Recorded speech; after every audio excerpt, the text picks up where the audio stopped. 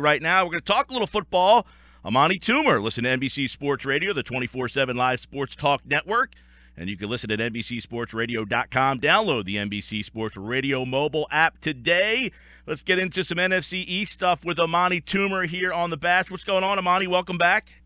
Thanks for having me. All right, man. Well, let's look inside the NFC East, a division you know really well, and very interesting so far. We got no undefeated teams inside this division.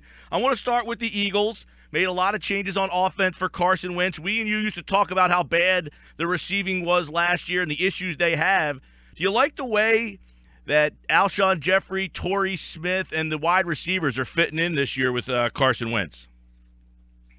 Absolutely. I'm really impressed with Carson Wentz. I like his whole approach to the game. I mean, I don't know him, but I just know what I see on film, and he's a guy that he just looks like he's trying hard. He looks like he knows what he's doing. He looks like he's confident.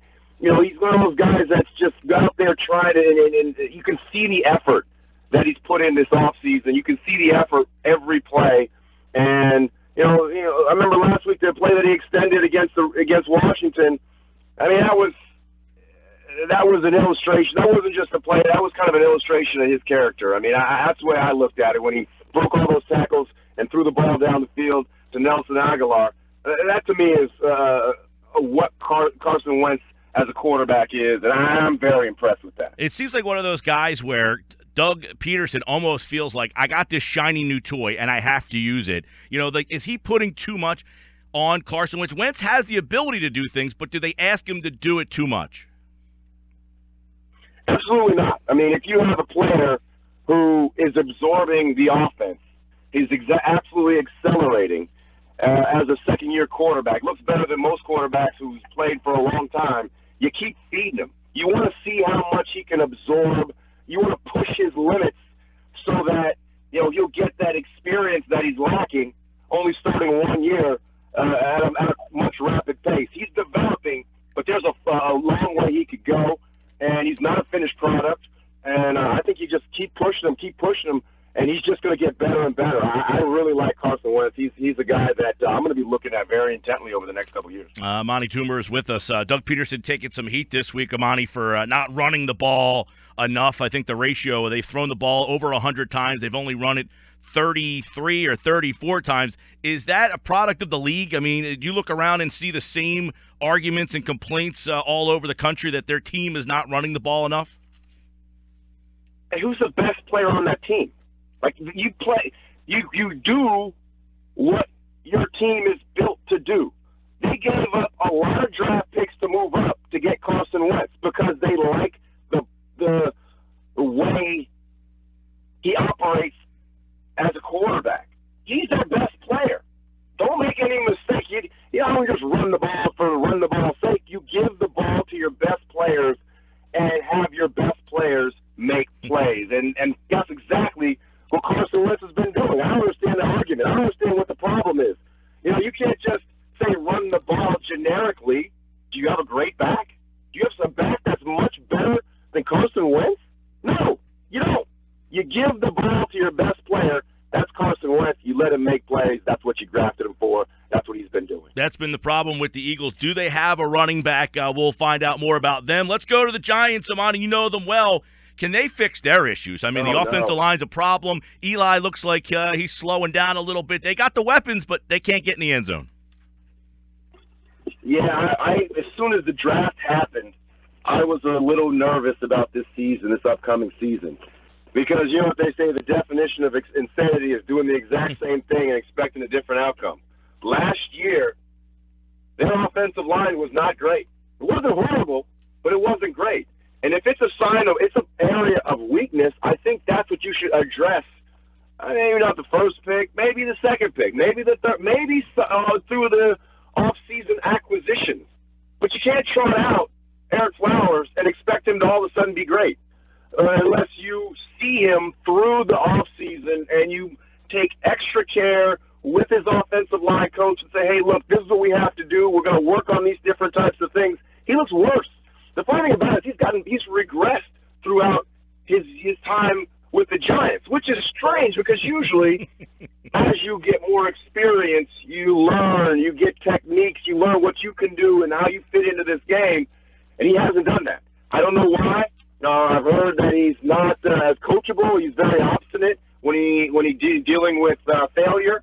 But that's why you have all these draft meetings to figure out what type of guy he is. How does he handle adversity?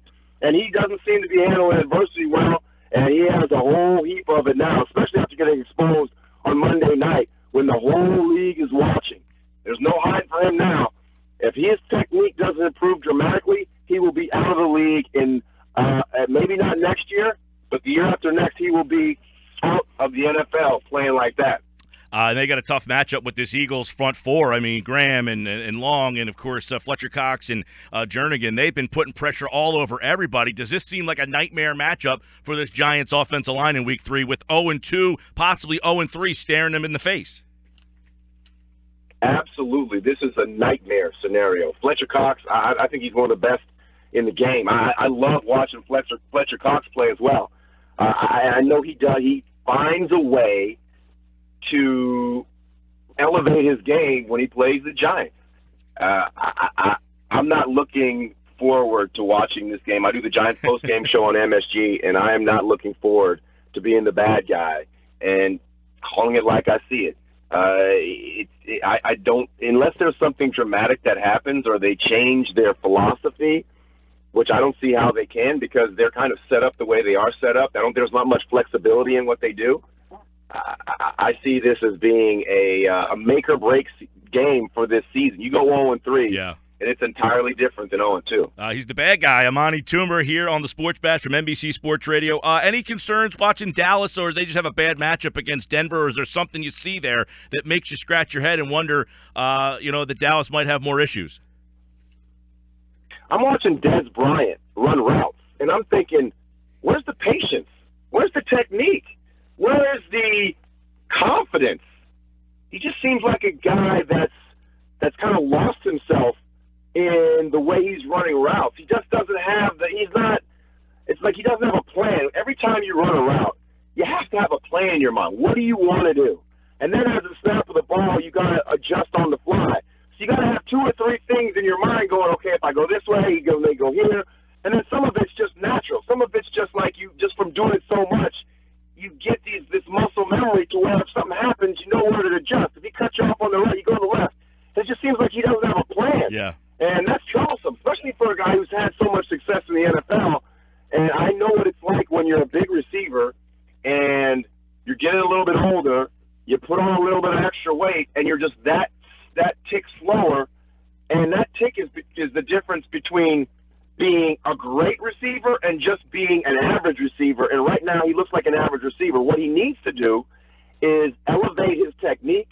He needs to think the game a lot more. I mean, this is what it looks like to me. I can't get into his mind, but when I look at him, I think of a receiver that doesn't have a plan. You have to be more prepared. And I think that's what, I mean, I just watched what's going on the field. I don't know what's going on in the meeting room.